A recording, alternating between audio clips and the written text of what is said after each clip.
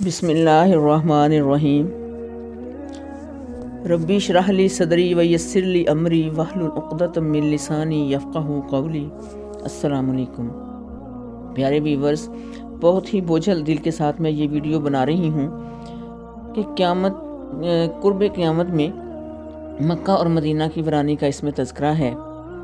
نبی کریم صلی اللہ علیہ وآلہ وسلم نے ایک دن صحابہ اکرام سے اس کا تذکرہ کیا کہ تم مکہ اور مدینہ کو خیر اور بھلائی پہ چھوڑو گے، پھر آخری وقت میں ایسا بیابان اور اجاڑ ہوگا کہ وہاں وحشی جانور اور درندے بسیں گے، اور قیامت کے قریب قبیلہ مزینہ کے 2 چرواہے اپنی بکریاں لینے آئیں گے تو وہاں انہیں بکریوں کی بجائے وحشی جانوروں کا سامنا ہوگا اور وہ پلٹ جائیں گے۔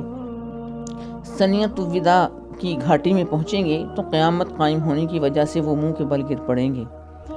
مدینہ کے غیر آباد ہونے کا تذکرہ تو پیارے ویورز ہے، مگر زیادہ مکہ کی ویرانی کا تذکرہ ہے۔ حدیث کے الفاظ میں ہے کہ قیامت قائم نہیں ہوگی جب تک کوئی بھی آدمی بیت اللہ کا حج کرنے والا نہیں رہے گا، یعنی کوئی بھی شخص ایسا نہیں رہے گا کہ خانہ کعبہ جا کر حج کرے۔ دین سے دوری ہوگی، شرک عام ہوگا، کفر عام ہوگا، لوگ اللہ اللہ کہنا چھوڑ دیں گے جیسے اللہ کو جانتے ہی نہ ہوں، نہ نام اللہ کا نہ دین اللہ کا، کچھ بھی نہیں رہے گا۔ نبی کریم نے فرمایا کہ میں اپنی آنکھوں سے دیکھ رہا ہوں کہ ایک ٹیڑھی پنڈلیوں والا حبشی خانہ کعبہ کی دیواریں ڈھا رہا ہے۔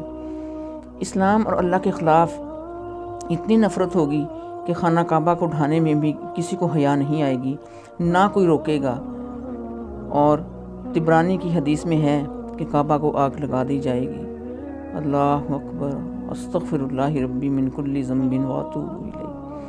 لوگ خاموش تماشائی بنے رہیں گے۔ حضرت سالم سے روایت ہے کہ ایک آگ نکلے گی یمن کی طرف سے۔